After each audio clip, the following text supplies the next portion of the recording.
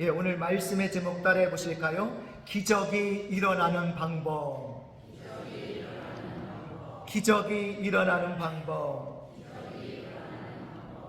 자, 오늘 본문에 나오는 이 히스기야 왕은 남왕국의 13대 왕입니다. 자, 이스라엘이 북이스라엘, 남유다로 이렇게 두 나라로 나뉘어지게 되었는데요. 그 남유다의 13대 왕이 히스기야 왕이죠. 이스라엘은 이 남북 왕조 합쳐서 왕이 모두 42명이 됩니다. 그 왕들 중에 하나님의 계명을 지키며 선정을 베푼 왕은 단지 몇 명에 불과할 뿐입니다. 그 중에 한 사람이 바로 히스기야인데요. 이 히스기야는 29년 동안 통치를 했습니다. 29년 이상 통치한 왕이 전체 42명 중에 12명밖에 되지 않습니다. 나머지 왕들은 모두 우상을 섬기고 하나님을 떠나서 단명으로 끝나고 말았습니다. 그런데 이 히스기야 왕은 선정을 베풀고 하나님의 뜻을 따라 통치함으로 하나님의 사랑과 은혜를 입어서 장수한 그런 왕이 되었습니다. 그런데 어느 날 선지자 이사야가 하나님의 계시를 전했습니다. 하나님께서 당신은 이제 죽으리라 하셨소. 그러니 이제 집을 정리하시오 라는 그 통보를 받게 된 거예요. 그 순간 히스기야는 어떤 심정이었을까요? 여러분이 어느 날 만약입니다, 병원에 가서 진찰을 받았더니 당신 병은 말기암이요, 3개월밖에 살 수 없어 라는 사형 통보를 받았다면 여러분은 어떤 심정이었겠습니까? 지금 히스기야가 딱 그 심정이었을 거예요. 그런데 결국 히스기야 왕은 치유를 받았습니다. 기적이 일어난 것입니다. 여기에 중요한 몇 가지 메시지를 오늘 우리에게 주고 있어요. 자, 히스기야 왕은 하나님을 중심으로 충성을 다하고 선정을 베풀었습니다. 그런 사실을 열왕기하 18장에서 자세하게 증거해 주고 있는데요. 자, 열왕기하 18장 3절에 보면 하나님 보시기에 정직하게 행하였다. 그리고 4절에는 우상의 신당을 제거하였다. 또 5절에는 하나님을 신실하게 의지하였고, 또 6절에 보면 모세 계명을 철저하게 지켰으며, 또 7절에는 그래서 히스기야는 하나님께서 형통하게 하셨던 왕이었고, 또 선왕들이 아수르 왕을 섬기며 조공을 바쳤지만 히스기야 왕은 아수르 왕을 배척하고 하나님만 의지하였던 그런 왕이었다라고 이 열왕기하 18장에 보면 구체적으로 이 히스기야의 놀라운 엄청난 업적을 기록을 해놓고 있습니다. 자, 이런 왕은요, 하나님이 어떻게 해주셔야 돼요? 더 잘할 수 있도록 도와주셔야 되는 거죠. 그리고 복을 주셔야 이게 당연한 건 아닙니까? 이것이 우리의 생각이에요. 그런데 어느 날 이사야 선지자가 찾아와서 하나님의 계시가 임하였는데 당신은 이제 죽을 것이라 했소. 어서 집이나 정리하시오 라고 통보를 한 거예요. 상상할 수도 없는 일이 일어난 거예요. 여기서 우리들이 한 가지 의문을 갖게 되죠. 왜 의인에게 실패를 주시고 아픔을 주시고 빨리 죽게 하시는가라는 의문입니다. 이 부분에서 많은 그리스도인들이 시험에 들게 되는 거죠. 그런데 우리가 여기서 한 가지 꼭 알아야 할 것이 있습니다. 그것은 의인에게도 시험과 실패와 질병과 사고와 아픔이 주어진다는 거예요. 그래서 이 세상에서 신실하게 살아가는 사람들과 그리스도인들이 때로 시험에 들기도 하고 용기를 잃기도 하고 실망하고 신앙의 해이를 느낄 때도 있는 거죠. 어쩌면 이것은 인간이 느껴야 하는 한계일 것입니다.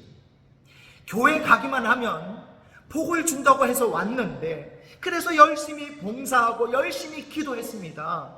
그러면 복을 주시고 건강을 주실 줄 알았어요. 그런데 그 결과는 오히려 아픔이 주어지고 실패와 고난과 실망이 주어졌습니다. 그때 무슨 느낌을 받게 됩니까? 이게 뭐지? 청천벽력과도 같은 그런 충격을 받죠. 히스기야가 지금 그런 아픔을 느꼈을 겁니다. 그 아픔이 오늘 우리들이 느끼는 아픔이기도 합니다. 이처럼 의인에게도 병들고 실패하고 아픔과 고난이 찾아옵니다. 히스기야 왕은 철저하게 하나님을 의존하며 살아왔습니다. 남들이 하지 못하는 종교 개혁도 단행했습니다. 그런데도 이제 죽으리라는 하나님의 계시가 주어진 거예요. 그는 심지어 아직 젊기까지 합니다.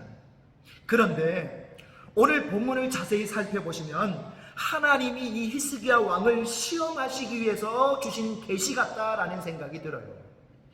이사야 선지자가 와서 이제 죽으리라, 집 정리하라고 했습니다. 근데 여러분, 이 말이 좀 이상하지 않습니까? 아니, 죽을 것이면 그냥 죽게 하시면 되는데 굳이 이사야를 보내서 죽으리라, 집 정리하라고 이렇게 전달하게 하실 이유가 무엇입니까? 이 부분이 하나님이 주시는 시험이라는 생각이 드는 대목이죠. 그래서 히스기야가 이 계시를 받고 어떻게 하는가 보자 하고 주신 영적 시험이 아닌가라는 생각이 드는 거예요.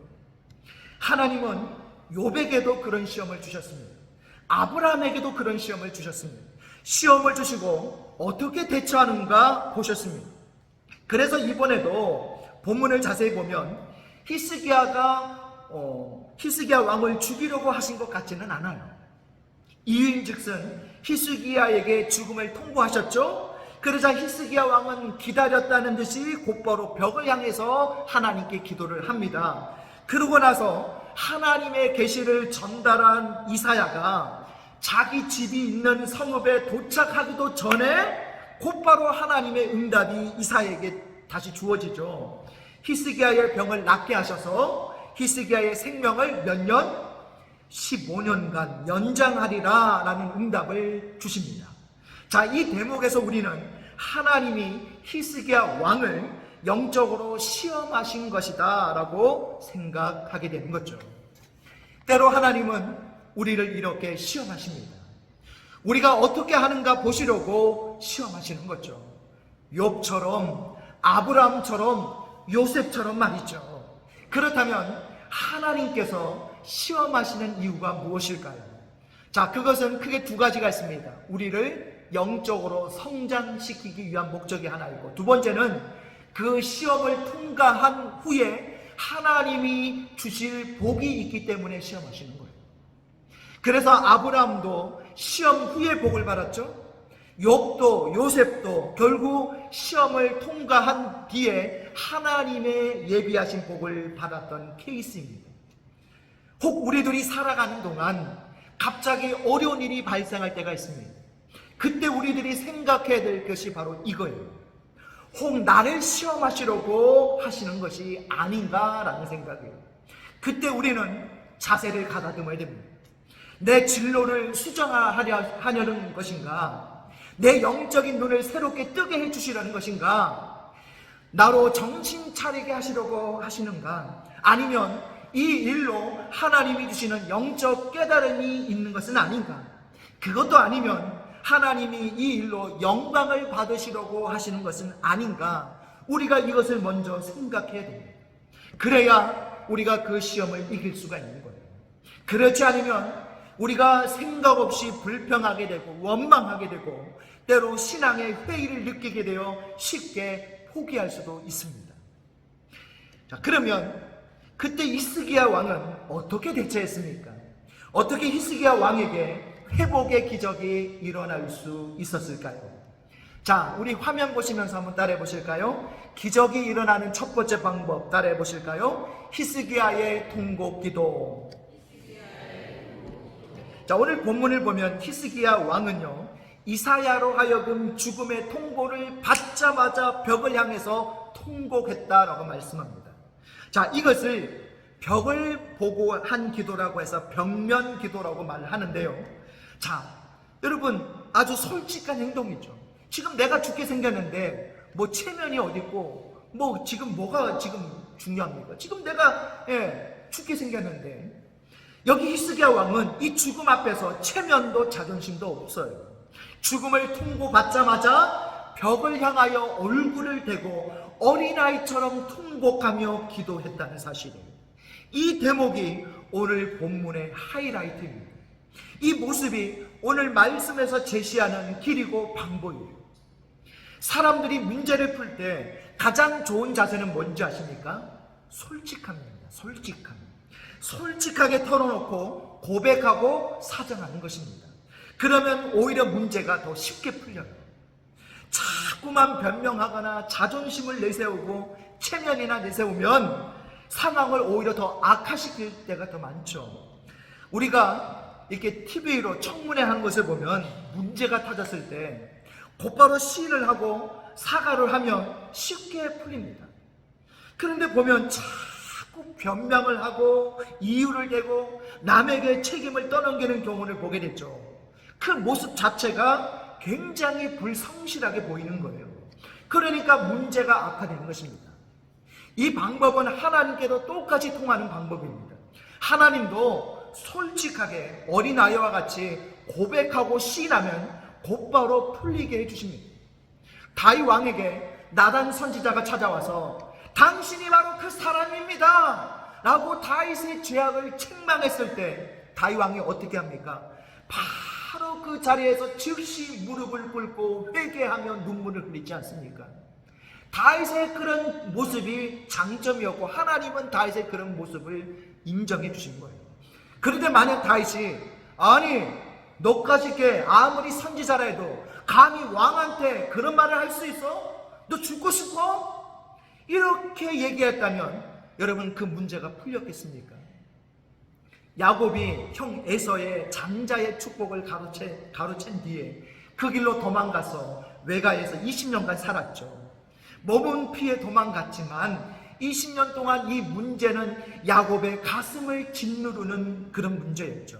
그런데 이 문제가 의외로 쉽게 풀렸습니다. 야복강에서 야곱이 간절히 형 에서와의 관계 회복을 위해서 하나님 앞에 전심으로 기도했고 천사와 씨름하면서까지 하나님의 축복의 약속을 받았죠. 그러고 나서 형을 만났더니 눈물로 회개하고 참회하고 사과했을 때 곧바로 너무 쉽게 이 형 에서로부터 용서를 받지 않습니까? 야곱의 간절한 기도가 하나님과 에서의 마음을 동시에 움직인 것. 통곡 기도에는 이처럼 아주 중요한 능력이 들어있는 것입니다. 여러분 마태복음 15장을 보면 예수님께서 두로와 시돈 지방에 가신 내용이 나오는데 그때 한 가나안 여인이 내 딸이 흉악한 귀신에 들렸다라고 소리치며 따라오게 되죠. 이것이 부모의 심정입니다. 부모의 마음은 똑같습니다. 내 딸이 흉악한 귀신에 들렸습니다. 그래서 아이가 불구덩이와 물구덩이에 들어가고 묘지에서 생활을 하고 흉악한 모습으로 거리를 배회하고 있어요. 사랑스러운 내 딸이 말이죠. 그 어머니가 예수님을 쫓아오며 소리를 질렀습니다. 내 딸을 고쳐주십시오. 그런데 여러분 그 어머니가 그냥 단순히 소리만 질렀겠습니까? 그냥 소리 지르기에는 그 어머니는 너무 큰 짐을 지고 있고 너무 큰 아픔을 간직하고 있습니다. 그래서 그 어머니는 뭐 체면이고 자존심이고 불구하고 사람들을 뚫고 나아가며 소리를 지르는 거죠. 내 딸이 흉악한 귀신에 들렸습니다. 그 소리를 듣고 예수님께서 뭐라고 말씀하십니까? 자녀의 떡을 빼앗아 개들에게 주는 것이 옳지 않다였습니다. 그 말은 유대인들에게 주어진 은혜를 어찌 이방인에게 줄 수 있느냐라는 말이죠. 지금 찾아와서 딸 좀 고쳐달라는 어머니를 개에 비유하고 있는 거예요. 이쯤 되면 웬만한 사람 같으면 어떻게 하겠어요? 그냥 마음에 상처를 입고 자존심이 상해가지고 아마 뒤도 돌아보지 않고 갔을 것 같아요. 그런데 여러분 귀신 들린 딸을 가진 어머니에게는 이 자존심이나 체면이 문제가 아니죠. 내 딸이 지금 흉악한 귀신에 들려서 거리를 배회하고 무덤에서 살고 몸에서 피를 흘리고 있습니다. 내 딸이 말이죠. 지금 자존심과 체면이 무슨 상관입니까? 그러니까 더 크게 소리를 지릅니다. 옳소이다 나는 개입니다. 그러나 개들도 주인의 상에서 떨어지는 부스러기를 먹나이다. 나에게 그 부스러기 은혜라도 좀 주십시오. 그러니까 예수님이 뭐라고 말씀하셔요? 따라가라. 내 믿음이 크도다.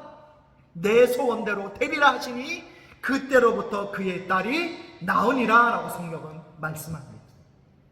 이 어머니의 간구와 히스기야의 이 벽면 기도가 똑같지 않습니까?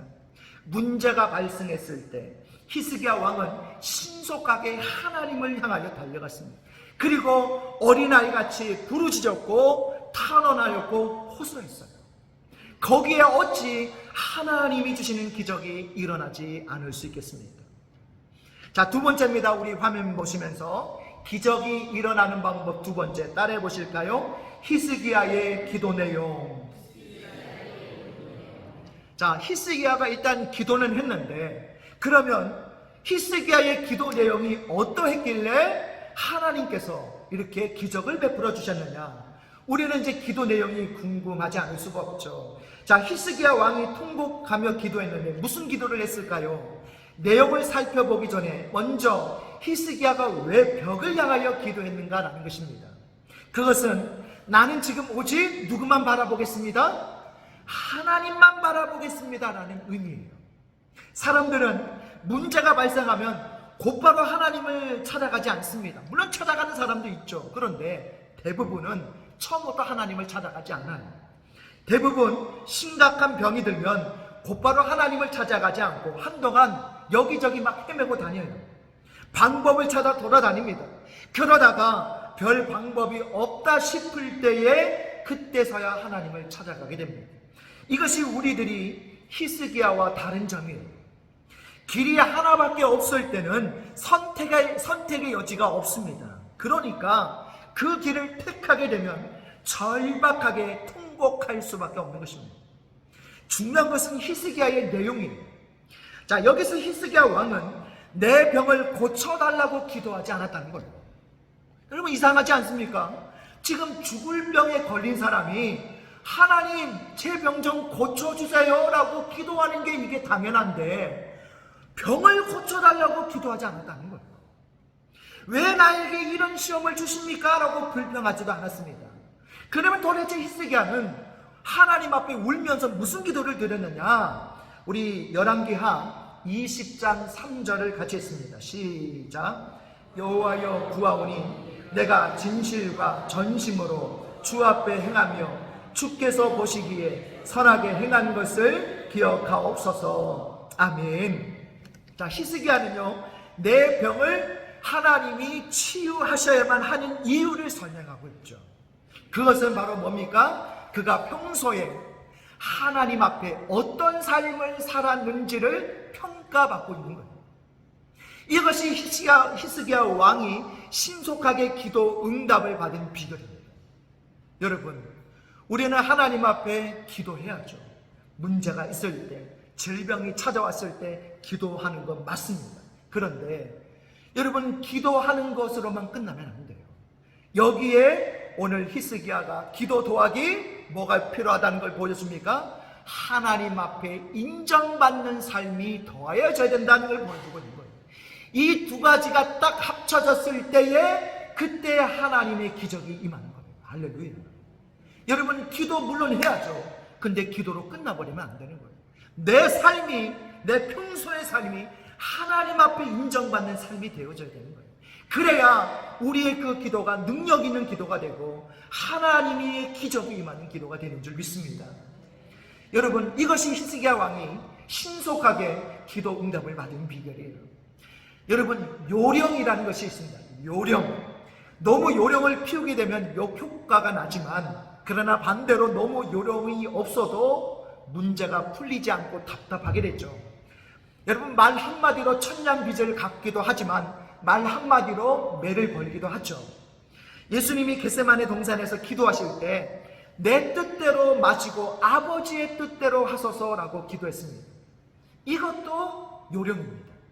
어차피 예수님은 십자가를 지셔야 됩니다.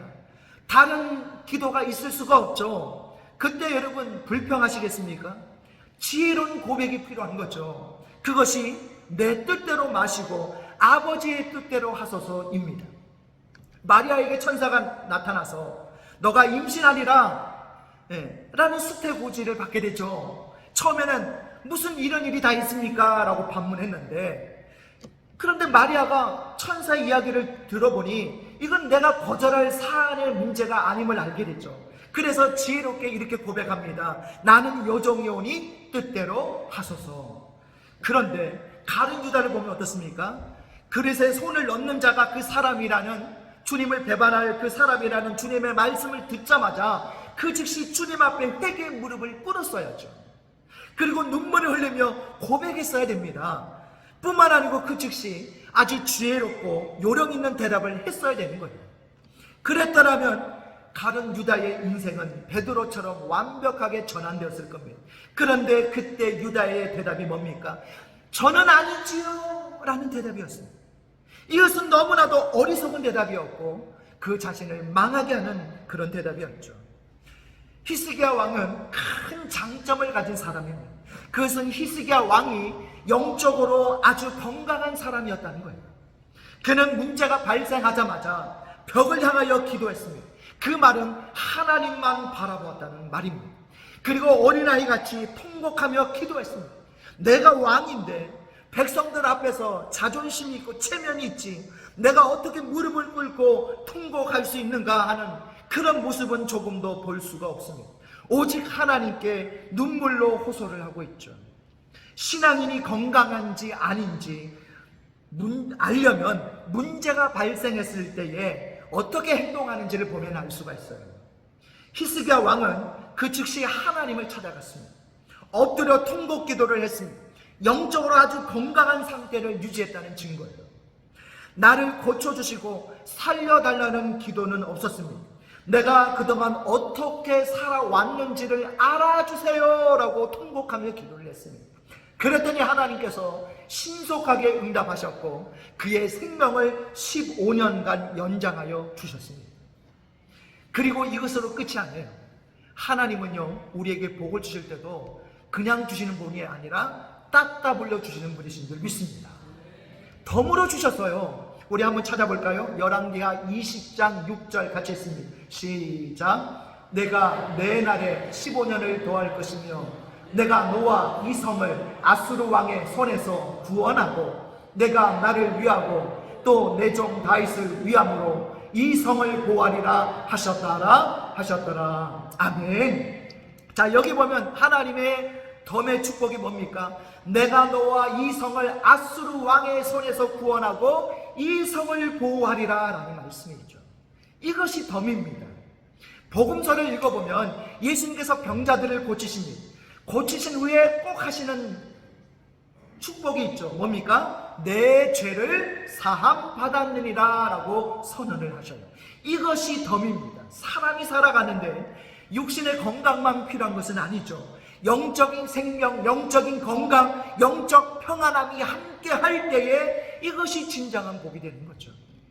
그래서 하나님께서 히스기야의 질병을 고쳐주셨을 뿐만 아니라 구원의 복도, 보호의 복도 덤으로 주신 거예요. 히스기야 왕은 영적으로 아주 건강한 사람이었습니다. 그래서 문제가 발생하자마자 하나님께 찾아갔습니다. 그 결과 그에게 기적이 일어났습니다. 우리가 살아가는 동안 히스기야 왕과 같은 입장에 처할 때가 있습니다. 그때 우리가 해야 할 일이 무엇인가를 알려주고 있습니다. 바로 하나님만을 바라보며 드리는 진실한 기도라는 거예요. 간절한 기도를 드려야 된다는 거예요. 또한 기적은 언제 일어나는가를 알려주고 있죠. 기도할 때에 여러분의 삶이 하나님 앞에 인정받을 때에 기적은 일어난다는 것입니다.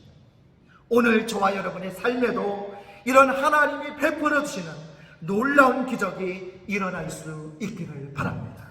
말씀을 정리합니다. 우리 화면 보시면서 자, 기적이 일어나는 방법 1번 같이 했습니다. 히스기야의 통곡기도. 자, 우리 두 가지 같이 읽겠습니다. 벽을 보고 기도함으로 하나님만을 바라보는 기도, 절실하고 간절한 기도. 자, 2번 같이 했습니다. 히스기야의 기도 내용 같이 있습니다. 자신의 삶에 대한 하나님의 평가를 구하는 기도, 삶이 하나님께 인정을 받음으로 응답되는 기도. 오늘 기적이 일어나는 두 가지 방법은 히스기야처럼 문제가 발생했을 때 하나님만 바라보며 기도하시기를 바랍니다. 그리고 오늘 히스기야가 하나님의 기적의 응답이 임할 수 있었던 이유는 기도뿐만 아니라 그의 삶이 하나님 앞에 인정받았기 때문입니다. 오늘 우리 모두가 하나님 앞에 기도로 나아가고 우리의 삶이 하나님 앞에 인정받아서 오늘 우리가 드리는 기도가 하나님의 기적이 임하는 기도의 주인공이 되시기를 주님의 이름으로 축복합니다.